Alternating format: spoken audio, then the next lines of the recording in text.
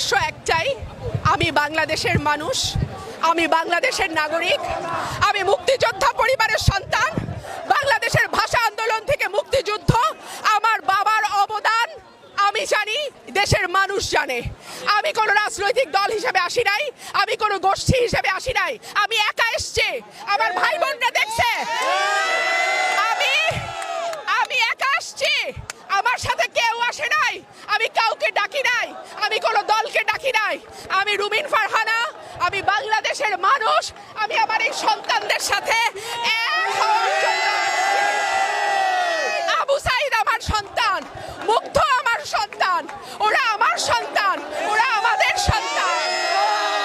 ওদের রক্ত বাংলাদেশের মাটিতে পড়েছে। আমাদের ট্যাক্সের পয়সায় যে আইন শৃঙ্খলা রক্ষাকারী বাহিনীর বেতন হয়, তারা আমাদের সন্তানদের গায়ে গুলি করেছে। সেই জন্য আমি আজকে এসেছি। একজনকে ধরবেন, একজনকে গ্রেফতার করবেন, একজনকে গুলি করবেন, হাজার হাজার তৈরি হবে। কতজনকে গুলি করবেন, কতজনকে গ্রেফতার করবেন?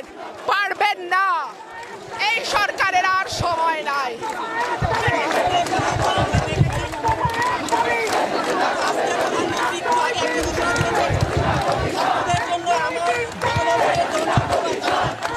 এই গণভবনের দরজা জুলাই মাসে খোলার কথা ছিল।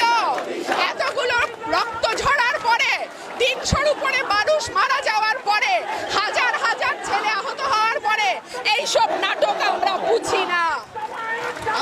শেখ হাসিনার পদত্যাগ, শেখ হাসিনার পদত্যাগ,